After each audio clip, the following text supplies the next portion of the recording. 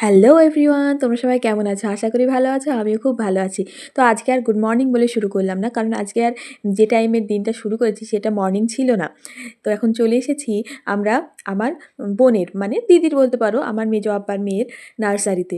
ওরা নতুন এটা ওপেন করেছে আমতলায়।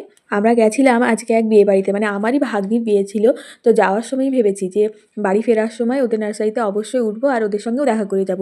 বেশ কিছুদিন, মানে প্রায় 6 মাস হয়ে গেল ওদের সঙ্গে আমার দেখা হয় না। এখন কি বলো তো, সবাই তো সবার নিজেদের কাজ নিয়ে ব্যস্ত, তাই না? তো সবাই নিজেদের জীবনে ব্যস্ত থাকায় এই ব্যস্ততম লাইফে কারোর সঙ্গে তেমনভাবে যোগাযোগ থাকে না। হয়তো ফোনের মাধ্যমে যোগাযোগ থাকলেও মানে যাওয়া আসা এগুলো খুব একটা বেশি হয় না। আর তোমরা এখন যাকে দেখতে পাচ্ছ ওর নাম হচ্ছে রিক, মানে আমার দিদির নাম রিকি আর ওর ছেলের নাম রিক।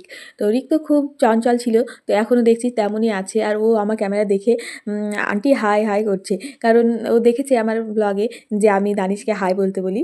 আমি আমার দিদির বাড়িতে যাওয়ার জন্য ওরা তো ভীষণ খুশি হয়েছে আমাকে দেখে, কারণ আমরা চলে গেছিলাম সারপ্রাইজলি, ওরা কিছুই জানতো না। আর আমারও খুব ভালো লেগেছে ওদের সঙ্গে অনেক দিন পর দেখা হয়ে, মানে রিকির সঙ্গে আমার ভাইয়ের সঙ্গে সবার সঙ্গে দেখা হয়ে আমার মানে মন থেকে বলছি খুব ভালো লেগেছে। আর 6 মাস আগে মানে তো বুঝতেই পারছো, তখন আমার ছেলে অনেকটাই ছোট ছিল, মানে কথা বলাটা, ও কেমন কথা বলতে শিখেছে সেটা ওরা জানতো না। তাই রিকের সঙ্গে গিয়ে ভীষণ মিশে গেছিলো ওর সঙ্গে। ওর গাড়ি নিয়ে, একটা রিমোট কন্ট্রোল গাড়ি ছিল, তো সেটা নিয়েই খেলতে শুরু করে দিয়েছে। আর এবার দেখো আমার জিজু অনেক কিছু আমাদের জন্য নিয়ে চলে এসেছে, খাবার দাবার। আর এখন তো আমি একা নই, আমার ছেলে আমার সঙ্গ দেয়। যেহেতু আমরা বিয়েবাড়ি থেকে গেছি তাই আমার তেমন মানে খেতে একদমই ইচ্ছে হচ্ছিল না। বিয়েবাড়িতে বেশ রিচ খাবার দাবার খাওয়া হয়েছিল।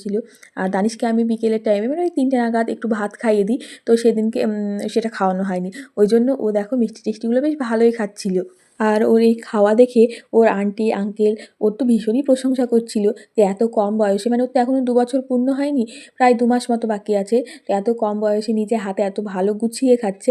কী বলতো, বাচ্চা ছেলে মানে অগোছালো হবে এটা স্বাভাবিক, কিন্তু তবুও তার মধ্যে থেকে ও যথেষ্ট ভালোভাবে গুছিয়ে খেতে পারে। মানে যেখানে যেটা নেবে সেখানেই সেটা রাখবে, অন্য জায়গায় রাখবে না। ও তখন ওর মতো খেয়েই যাচ্ছিল, আর আমি, রিকি ভাই একটু গল্প করছিলাম। ওদের এখানে দুটো বিজনেস আছে, মানে একটা হচ্ছে নার্সারি আর আরেকটা হচ্ছে বাইক, মানে আমি ওটা সঠিক জানি না, মানে বাইকের বিজনেস আর কি। দুটো কাজ একসঙ্গে সামলাতে গিয়ে ভাইয়ের সম্ভব হয়ে উঠছিল না, তাই ওরা গ্রামের বাড়ি থেকে এখানে চলে এসেছে। আর ছেলেকেও একটা ভালো স্কুলে ভর্তি করিয়েছে। তো সব মিলিয়ে ওরা ফিউচার প্ল্যানিংটা বেশ ভালো করেছে। একটা বিজনেস, মানে এই নার্সারি বিজনেসটা পুরোপুরি আমার দিদিই দেখে, আর ওই যে বাইকেরটা ওটা আমার দাদা দেখে। তো কাছাকাছির মধ্যে যদি তোমাদের কারো এই সব সম্পর্কে মানে কোনো প্রয়োজন থাকে, তো তোমরা অবশ্যই ওদের সঙ্গে কন্ট্যাক্ট করে নিও। এখন নার্সারিটা বেশ অনেকটা এরিয়া জুড়ে আছে, তবুও শুনলাম নাকি সামনে আরও বেশি জায়গা নেওয়া হয়েছে, সেখানে এই নার্সারিটা নিয়ে চলে যাবে। তো যাই হোক, তোমরা সবাই খুব ভালো থেকো, সুস্থ থেকো। আর আমার এই ভিডিওতে কমেন্ট করে জানাতে একদম ভুলো না যে তোমাদের ভিডিওটি কেমন লাগলো। আর হ্যাঁ, ভাগ্নির বিয়ের ভিডিওটা কিন্তু আসছে খুব তাড়াতাড়ি।